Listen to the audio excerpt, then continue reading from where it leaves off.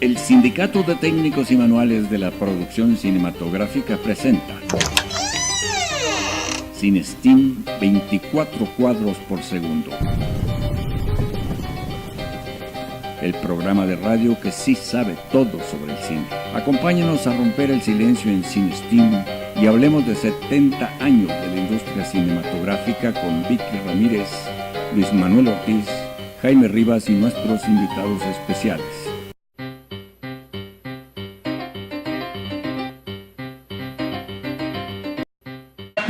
Hola, ¿qué tal? ¿Cómo están? Bienvenidos a CineSteam Radio, soy Vicky Ortiz. Pues hoy tenemos una invitada muy especial, muy querida, muy joven, además, que pues tiene mucho que platicarnos de sus proyectos. Estuvimos con ella en el Festival Internacional de Cine en Guadalajara, si más no recuerdo, sí. Y estuvimos platicando. Platícanos un poquito de tu experiencia, tu nombre completo. Bien, muchas gracias, antes que nada, muchas gracias por la invitación. Mi nombre es Jocelyn Hernández y soy productora local ahorita aquí en la Ciudad de México. ¿Hace cuánto que llegaste, Jocelyn? Yo he vivido aquí toda mi vida y he crecido, llevo ya 10 años trabajando en la industria cinematográfica y he trabajado en muchas películas extranjeras, entonces ahora sí que a donde nos lleva la filmación. Claro. Pues allá nos vamos. Eres originaria de Monterrey, ¿verdad? No, de aquí. Ah, de aquí, pero viviste en Monterrey, estaba leyendo tu un año, sí, en la universidad. En la universidad. Toda la carrera, universidad, claro. Sí, toda la carrera de cine aquí en la Ciudad de México. Jocelyn, platícanos un poquito, ¿por qué el cine? Bueno, mi familia, eso sí, ahora sí que viene de la sangre, se dedica al cine. Desde mi abuelo, mi papá, mi mamá, entonces tuve la fortuna que pues, me apasionó. Desde la universidad hicimos el primer cortometraje en el TEC de Monterrey, que es la famosa tesis para graduarnos, y yo quise producirlo y me encantó, me apasionó y siento que es algo que traigo en la sangre. A ver, platícanos un poquito de tus papás, por favor. Pues, mi abuelo se dedicó mucho a la renta del equipo cinematográfico. Okay. Desde que tengo uso de razón, me acuerdo, y mis papás igual, nada más yo me dediqué más al lado creativo y salí al campo, ¿no? A lo que es la producción. Platícanos un poquito mucho de tu ópera prima. El nombre es Unknown Family, que es Familia Desconocida. No es tan per se mi ópera prima, pero es uno de los proyectos que traigo en desarrollo. Fui al Festival de Cannes en el 2013 y me contactaron con un productor holandés que tenían un proyecto que querían filmar aquí en México. Esta película se puede filmar en Buenos Aires, en Chile, en cualquier lugar, en Brasil, en las favelas, pero les interesaba mucho filmarlo aquí en la Ciudad de México. Llevamos ya varios años de desarrollo en el proyecto, pero pues ya cada vez, que así son, ¿no? Los proyectos hay que apostarles a mucho tiempo porque pues, es lo que toman, ¿no? Hay películas que te pueden tomar hasta 7 años en que lleguen desde el desarrollo del guión al cine. Y pues nos contactaron y empezamos con el trabajo de guión. Hace poco justamente vinieron el director y la guionista aquí a México. Se llama Ron Termat, es holandés. ¿Hablas alemán o holandés? ¿No? ¿Con tu inglés te defiendes? Sí, nos dimos a entender en inglés, porque ellos tampoco, o sea, hablaban inglés, no hablaban español. Entonces esta película va a ser como todo un reto, ¿no? Hacerlo, porque va a estar filmada en español, ellos no hablan español. Y pues tenemos ahorita tiempo para prepararnos. Es de una chica holandesa que vive en Ámsterdam. Lleva una vida pues, común y corriente, ¿no? Es independiente, muy adaptada como al social media. Y ella tiene un padre mexicano, al cual nunca conoció. Él justamente un día pues, le dicen que fallece su papá, es de madre holandesa, y como nunca le importó realmente, pues es el único momento en que se da cuenta que puede regresar a sus raíces, porque pues ya después no podría regresar a buscarlo a México. Decide venir al funeral del papá y es justamente donde vemos el contraste pues, de los dos mundos, lo que es México y Europa. Llega a México. Y Holanda, porque incluso en Europa, Holanda. Sí, diferentes países. Claro, sí. Sí, no quisimos hacer esta vez como comparado con Estados Unidos, sino nos fuimos a otro terreno. Cuando llega aquí se da cuenta, es una familia que vive en Iztapalapa, su papá era un cantante, un mariachi, y descubre que tiene 4 medios hermanos. Estos 4 medios hermanos pues andan por las calles, ¿no? Tratando de sobrevivir. Tienen entre 18, el más grande, 15, 12 y como 8. O sea, muchos se pueden considerar como niños de la calle. Sí, okay. Están como pues por... Unos ya están más allá de la inocencia y los otros buscando, ¿no? Su lugar en la vida. Y por presión económica, los 2 más grandes tienen que tomar la decisión de secuestrarla, porque pues, les hace lo más sencillo, ¿no? Conseguir dinero pues, de la hermana europea que viene de Holanda, para poder salir del problema que tiene. Y lo padre de esta película... ¿Y ella tiene buena condición económica? Es normal, independiente en Europa, pero pues ellos la ven y se imaginan que tiene mucho dinero. Y pues justamente esta chica pues nunca se imagina todo lo que va a vivir aquí, lo que le va a cambiar la vida. En el transcurso de que sucede el secuestro, pues suceden varias cosas, pero más que nada se da cuenta de cómo son las culturas mexicanas, cómo son las familias, ¿no? Unas tan dependientes, ¿no? De que claro. Tú vas a hacer todo lo que sea por tus hermanos, porque estén bien, están muy arraigados, ¿no? Los lazos familiares, cosa que allá pues ella no tiene. Entonces ellos viven, como que estudian, salen, se gradúan y tienen vidas independientes. Y al final pues ella decide, ¿no? Hacen un vínculo obviamente y decide pues ayudar a los hermanos y pues aceptarlos como su nueva familia. Obviamente pues claro, pasa todo el drama, todo el secuestro, todo esto. ¿De dónde nace la idea? Justo, es del director. Él vivió mucho tiempo en Buenos Aires y trabajó en las favelas de allá. Entonces ahí fue donde se inspiró y pudimos ver que lo podemos hacer aquí. Ellos vinieron justamente en enero a un scouting, porque para nosotros era muy importante que conocieran México, ¿no? México no es lo feo, lo pobre, ¿no? Que vieran los contrastes que hay y pues cómo se vive, porque al principio su descripción era muy turística, que llegas y los mariachis, ¿no?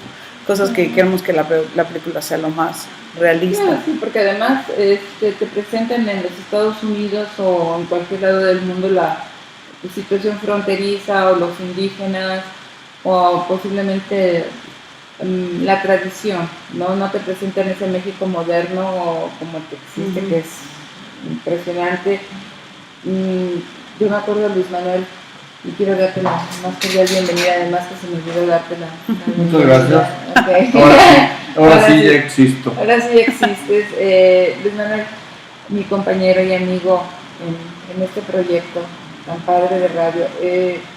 Un día somos esposos, y un día nos perdimos. Acabábamos de llegar de los Estados Unidos hace 8 meses. Y se nos ocurrió ir a Puebla, a Veracruz, ¿a dónde íbamos? A Chalco, por ahí, lugares por allá, y nos perdimos, o sea, nos dejamos guiar por donde iban las señales que decía Chalco, hace cuenta, o Puebla. Y le digo, oye, fíjate que yo recuerdo que hace muchos años había una avenida Iztapalapa, y que nos llevaba a Puebla.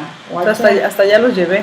Sí, bueno, nos perdimos en Iztapalapa, y cuando le dijimos a nuestros hijos, oye, pues fíjate que entramos porque, pero mamá, estás loca, ¿viste? Sí, está horrible, es otro mundo, te pueden asaltar, no sales de ahí. Afortunadamente no nos pasó. Es que ese es México. Lo que pasa es que México. Sí, México es un país de contrastes, un país de surrealismo, un país que ofrece diferentes visiones de la vida. Y eso quizá a México, a la vida de México le da interés, porque es muy bonita, muy interesante, es muy rica, es muy variada, y hay que saber entender que así es y que es tan mala y tan buena como cualquier otro lugar, con las variantes que ofrece de la forma de presentarla, ¿no? Pero hablando ¿es corto o es No, es un largo? largometraje. Es un largometraje.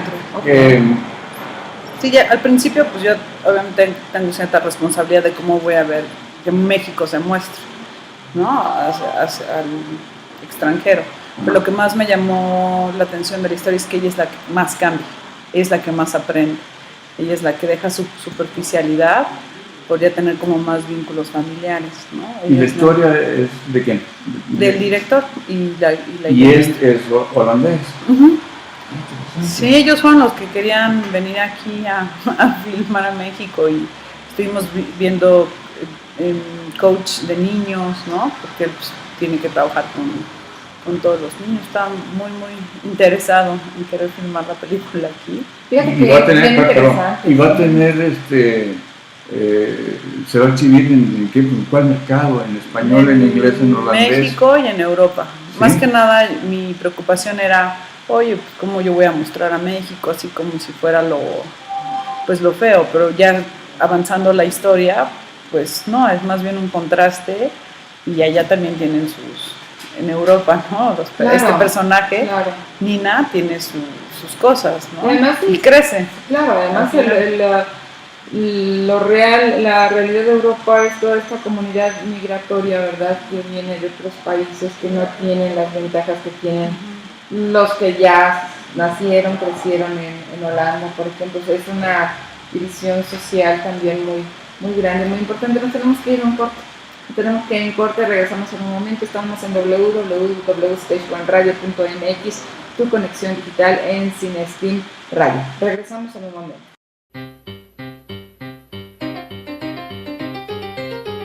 El Sindicato de Técnicos y Manuales de la Producción Cinematográfica presenta Cinesteam 24 cuadros por segundo.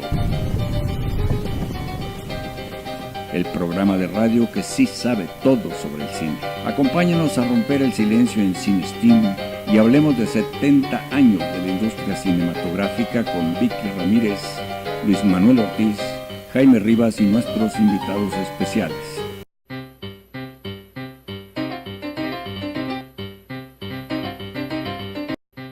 Regresamos a www.stageoneradio.mx, tu conexión digital. Estamos en Cinesteam Radio con una productora muy joven, pero muy comprometida. Tienes un currículum impresionante, mujer. Ay, gracias. Ay, gracias. Ya varios años trabajándole mucho. ¿Qué opinas de lo que comentó Roselena Ríos? Ella es productora y seguramente la conoces, ha estado trabajando con Alejandro Springal, con diferentes productores, con Del Toro, con diferentes productores. ¿México no es industria? Sí, ahorita pues no, o sea, industrias yo considero es como cuando puedes vivir de ello y estar generando, o sea, que tu mismo trabajo te dé para seguir produciendo. Aquí tenemos claro que pues lo hacemos como por pasión y como te mencionaba, nosotros pues productores más jóvenes tenemos que ir acumulando créditos, entonces no puedes pues estar parando de producir, ya que pues, esa es una de las reglas, ¿no? Que te ponen los incentivos fiscales, que pues, tú necesitas tener ciertos créditos válidos para que puedas aplicar a los incentivos, ¿no? En este caso. O sea que mientras llegas tienes que hacerlo por amor al arte. Sí, o sea, generalmente pues lo que puedas ganar, ¿no? A las producciones. Yo, por ejemplo, sí creo más en que está muy bien que vengan otros países extranjeros a filmar a México. A mí tuve la fortuna de trabajar en muchas películas extranjeras que se filmaron aquí, que era cuando venían, ¿no? Después, justo cuando me voy a hacer la maestría es cuando viene toda la ola de inseguridad y paran las producciones extranjeras. Pero pues sí da mucho trabajo a muchos técnicos mexicanos, ¿no? Que la verdad son excelentes. Si hay algo que decir de todos los técnicos que tenemos en este país, es que tienen un nivel de trabajo a nivel de Hollywood. Películas como las que me tocó trabajar, no sé, como en Vantage Point, El amor en los tiempos del cólera, bueno, esa se filmó en Cartagena. Dragon Ball Evolution, El aire que respiro, películas muy grandes. ¿Cómo Jocelyn haces para entrar en este mundo tan difícil que es ya el mercado extranjero? O sea, tú mexicana, de repente te gradúas, de repente, bueno, tienes tu familia dentro de este mundo, pero fue difícil entrar. Pues, a ver, platícanos, porque eso es bien interesante. Yo entré desde PA, mi primer trabajo fue ser la encargada de los radios. Ajá. Y pues me fue bien. A la próxima película me hablaron y ya no encargada de los radios, pero sigue siendo asistente de producción. Pero de cine mexicano. De cine en películas extranjeras. Yo aprendí como con las películas extranjeras que se filmaron aquí en México. La parte técnica, ¿no? Porque yo sí lo veo como dos diferentes ramas, lo que es la parte técnica y la parte creativa. Ah, claro. Ahora estás en la creativa. En la creativa totalmente. Y pues de ahí fui asistente del director de fotografía, estuve como trainee en el departamento de cámara, en el departamento de asistentes de dirección, como que siempre considero que fui subiendo en cada puesto, hasta que pues sí decidí irme a hacer una maestría al extranjero y pues, me abrió el panorama, ¿no? Ahí es donde ya aprendí la parte creativa, la parte de contar las historias. Yo veo una especie de confusión. Mientras se habla de que no es negocio hacer cine, que ya no es industria, que se trabaja por amor al arte, veo también, al mismo tiempo, que hay gente como tú, que invierte en sus estudios. Ir a estudiar una maestría en el extranjero cuesta dinero. O sea, estás invirtiendo en algo que no es productivo. Es pregunta. Sí, ¿Lo estás haciendo así, consciente de que no te va a dejar? Es que justamente lo que le dejaría a un médico su práctica, a un ingeniero, a un abogado. Justamente es ahí donde hay que encontrar la fórmula. Claro. Ahorita todas las películas o los proyectos que yo traigo en desarrollo o en fase de preproducción o producción son más comerciales. O sea, por ejemplo, a mí me gustaría hacer películas en otro idioma, que la manufactura sea aquí, pero que yo la pueda vender en otro lugar. No esperando una taquilla mexicana y que la taquilla mexicana es la que me va a dar alguna retribución, ¿no? Económica, tanto a mí como a los otros productores involucrados. Hay un mercado más allá, donde sí se consumen las películas, sí se venden y la gente sí las ve, ¿no? Muchas veces tú terminas tu película y la puedes vender en aerolíneas, en otros países, ¿no? En Vietnam, en China. Es también como encontrarle otra rama para jugarle, no apostarle aquí a la taquilla mexicana. ¿Y está sucediendo eso? Por ejemplo, voy a poner una suposición. Yo voy a Tailandia, Australia, no sé, allá lejísimo, donde es así como inimaginable ir. Y de pronto me puedo encontrar ahí en una película tuya. Sí, quizá no sepas que se filmó en México. No sé si me entiendas a dónde voy. Claro. Mira, es como el pero es una película, yo me refiero a una película mexicana, hecha aquí con temas mexicanos, con guionistas mexicanos, con historia mexicana. ¿La puedo ir a encontrar allá? O lo que tú dices es una película de allá que vinieron y hicieron aquí. Pero nada más que yo estaría haciendo. O sea, yo estaría generando desde el guión, tratando actores. O sea, es una producción completamente mexicana, nada más que es un tema más comercial. No tendríamos que hablar precisamente de México. Mira, es como nos decía Alejandro Springal y Berta Navarro el otro día que estuvieron con nosotros. Decía, bueno, tenemos el tema, lo que van a hacer en el TAR, sí, la película que van a hacer, que es algo histórico. Pero ¿sabes qué? Sí la vamos a hacer en México, pero la vamos a ir a vender en China. La vamos a ir a vender en Japón o Europa, porque es un tema histórico que lo puede interesar y lo puedes pasar a otros idiomas, además. Entonces, porque allá la exhibición sí te da para comer, lamentablemente aquí en México, ¿no? Entonces pues yo creo que es más o menos la idea. Lo que pasa es que aquí estamos hablando más o menos de lo que yo planteaba, de que sean historias mexicanas para cine extranjero, y tú dices, y entiendo, y me parece muy bien, que no sean historias mexicanas, que no tengan nación, que estén hechas aquí para, no sé, Para- retratar la vida del mundo. Ujú. Obviamente también hay los proyectos que tengo que son historias mexicanas, con actores Claro. mexicanos, nada más que hay que apostarle a diferentes, porque Claro. aquí no, en este medio creo que no le puedes poner todos los huevos en una canasta. Por lo que les comentaba, una película te puede llegar hasta 4, 5, Años. 6 años en hacerlo. Entonces creo que tienes que al mismo tiempo que estás filmando, estar desarrollando proyectos. Si bien te va, pues ya se están exhibiendo o se están comercializando en otras partes. Pero sí debes de tener como un slate de varios proyectos, claro, de diferentes géneros, Claro. de diferentes temas, todo para al menos tú hacer tu propia industria, ¿no? Y a una le debe de ir bien. Decía Rosalena ahorita en la entrevista telefónica, mencionaba, como mencionábamos nosotros, el poco apoyo que se recibe de las de instituciones oficiales para la actividad cinematográfica. Y mi pregunta es esta, ¿es que necesita el cine el apoyo oficial para hacer una industria, para hacer una actividad productiva? Tiene que ser apadrinada por un gobierno, la industria, como lo es en otros países. Yo considero que aquí en México sí, porque es muy difícil que alguien quiera invertir en tu proyecto como inversión privada. O sea, ya no hay esas personas de, oye, mira, te platico mi historia, invierte pues, tu dinero. No, La recuperación. no lo existe. Y como lo que comentaba Roselena es, la gente no va a ver el cine porque pues dura 1 o 2 semanas en taquilla, entonces no tenemos la oportunidad de regresarle esa inversión a los inversionistas privados. Entonces, ¿cuál es la solución?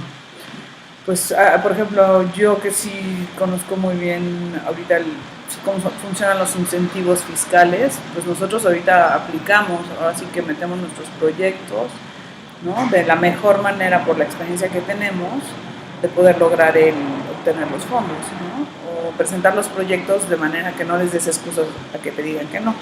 Que aún así te pueden decir que no. Claro. Pero yo creo que sin esos fondos no habría cine aquí en México, porque no hay personas que quieran invertir ahorita.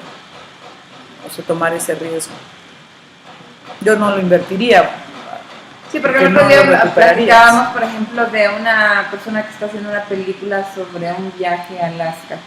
Y dijimos, bueno, está la BMW porque lo hace en moto, ¿no?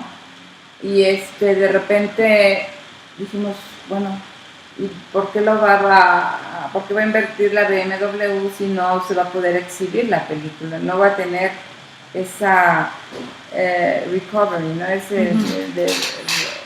¿Cómo se dice? Recuperación de su inversión, de su imagen. Entonces, obviamente, soporta lo que tú acabas de decir, no afirma lo que tú estás diciendo, es muy difícil. Sí, puedes conseguir los product placements y ingeniártelas para hacerla, pero para hacer una película, sí, dependiendo del esquema, pero aproximadamente pues son unas 60, 70 personas que trabajan en tu... Entonces, yo quiero hacerte una pregunta como institución. ¿Por qué actualmente le tienen tanto miedo, tanta cuidado con los sindicatos en general? O sea, este es el STEAM y nosotros gracias a Dios trabajamos bien, nos hemos modernizado, pero nos hemos dado cuenta, y más ahora que yo acabo de regresar. Yo me fui en la época de Titanic, me fui a Estados Unidos, y ahora que regreso me encuentro con un temor de contratar con gente del sindicato, de los sindicatos. ¿Qué es lo que tú sientes que pasa? Mi experiencia, siempre he trabajado con sindicatos, tengo una excelente relación. Qué bueno. Creo que sí, bueno. creo que no podría ser la productora que entraría en ese nicho, porque yo siempre he tenido una muy buena experiencia, he tenido un muy buen apoyo. No considero, bueno, no son como personas cerradas porque pues saben lo que nos cuesta ahorita producir las películas, ¿no? Y los tiempos, y nos tenemos que ir a horas extras, pero yo he contado con bastante flexibilidad en mis producciones y la verdad siempre he trabajado Sí, porque con fíjate los que sindicatos. hemos estado haciendo un scouting con la gente joven, muy joven, y no conocen o sí sabemos que muchas personas piensan que el sindicalismo, y sí fue cierto, ¿no? Hubo abusos, pero no solamente de lo que fue el cine, sino en todos los sindicatos, estamos viendo lo de los maestros, estamos viendo todo esto, ¿no? Pero lo que es cierto es que es gente muy profesional, muy profesional, la verdad, y comentaba sobre los incentivos fiscales y hay un apoyo por parte sindical también para el regreso de incentivos fiscales independientemente de los que tenga el INCINE o el gobierno. Entonces, qué bueno, me da mucho gusto que me hayas comentado esto. Siempre y cuando sí, exista comunicación, ¿no? Entre Claro. el productor y el sindicato, y también pues que entiendan, ¿no? Y que a veces pues tenemos que producir con ciertas limitaciones o tenemos tantas semanas para sacar el rodaje, pero yo me he encontrado con Qué flexibilidad. bueno. A lo mejor en tiempos antes pues había más poder, pero ahorita si no trabajamos de la mano no vamos a salir ni de un lado ni del otro. Yo creo que acabas de decir algo muy atinado. Llegó un momento, según está en En la historia. ya en la historia, porque ya lo es, en que el poder de los sindicatos y la corrupción de los sindicatos era tal que dejaba de tener cabida en un mundo que estaba cambiando, en un sistema de gobierno que estaba modificándose, una necesidad social que ya no encajaba. Eran los tiempos de la quina, de aquello que tenía que desaparecer, pero, y allá voy, no desapareció de la manera que, por lo menos según lo que yo aprecio, como debió haber desaparecido. Sí, debió haberse adecuado, no debió de haberse roto. Y lo que pasó es que se rompió.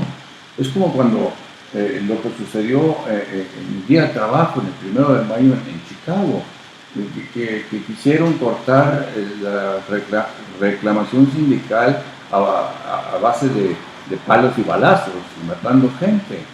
Y se rompió algo que tenía que haber tenido una trayectoria, no sé, lógica humana. Sí, es que los derechos laborales son dignos, ¿no? Lo que no es son los abusos. No se hizo eso, sino que, por ejemplo, volvemos otra vez a la actividad del cine. Se debilitaron los sindicatos y esas cosas, pero se fortalecieron las industrias, especialmente las industrias extranjeras. Y al cine le afectó mucho eso, porque cuando vino el Tratado de Libre Comercio fue benéfico para el extranjero, pero terriblemente dañino para los nacionales. Y es lo que está pasando en las salas de exhibición.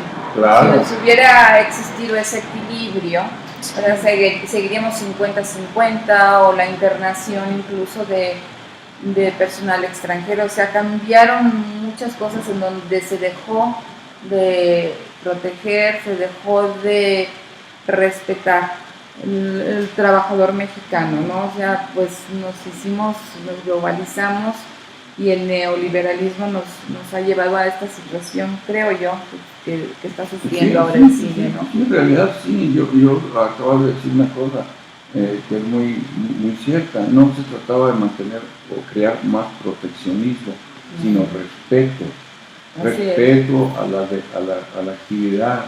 No hablemos de derechos, hablemos de resultados de una actividad. Tú hablabas ahorita de cómo en México se retrata, se proyecta un México que no es el México verdadero.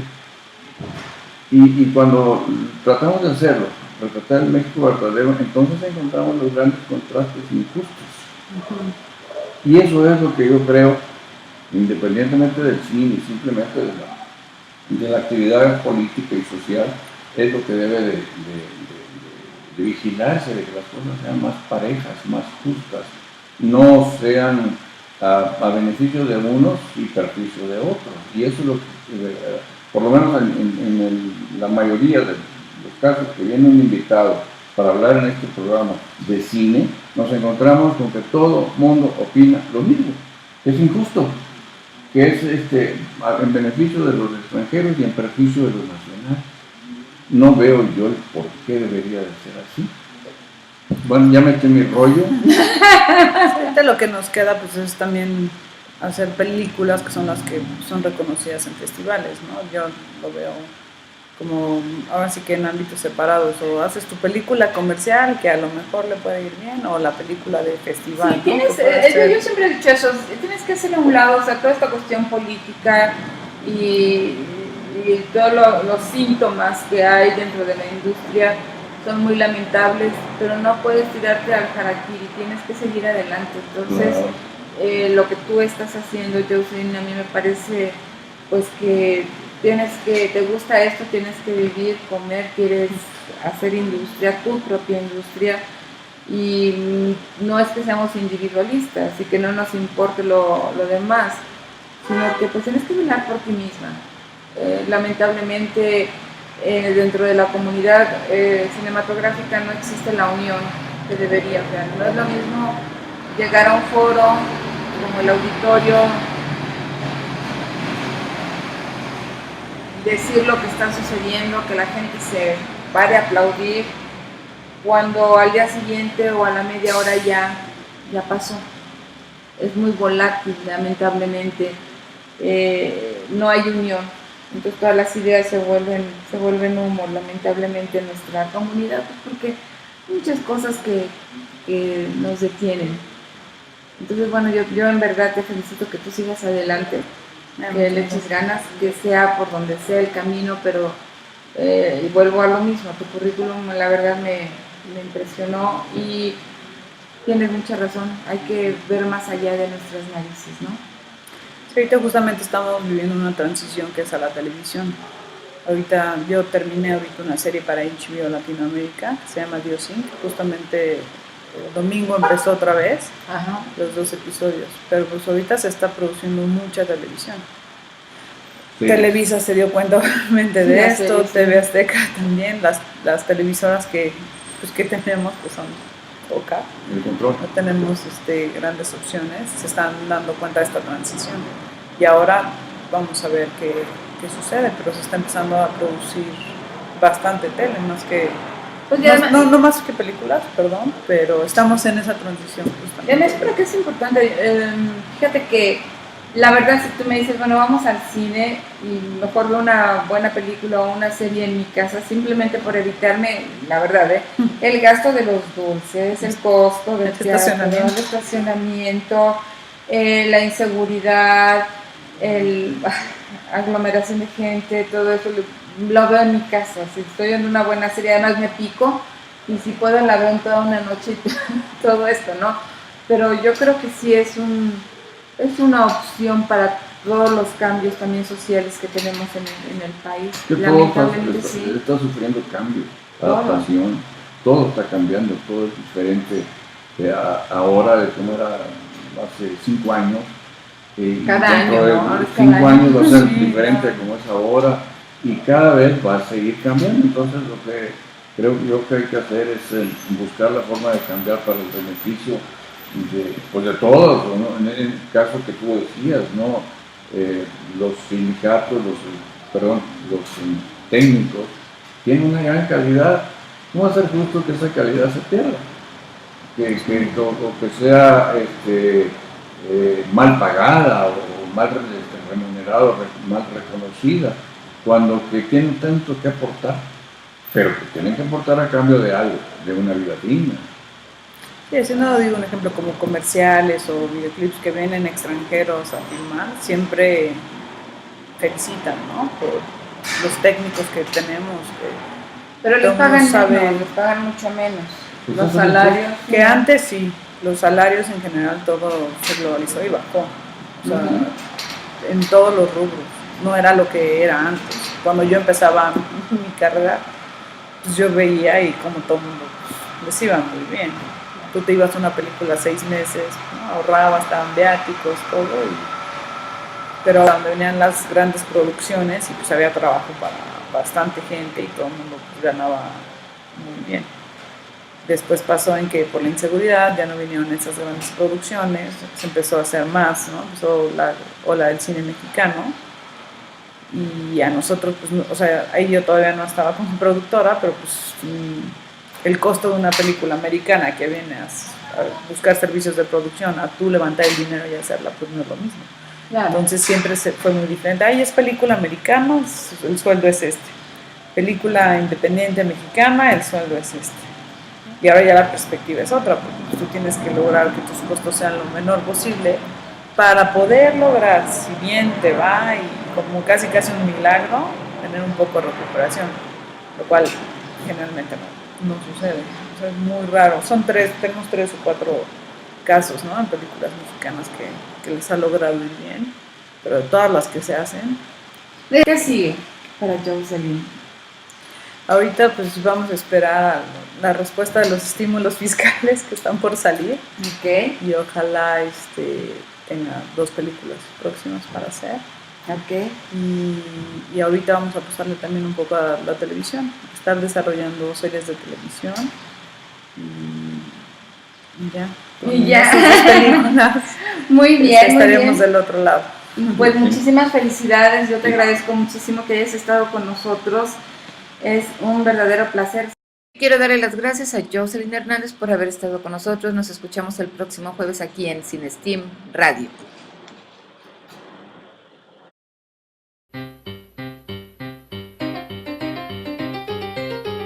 El Sindicato de Técnicos y Manuales de la Producción Cinematográfica presenta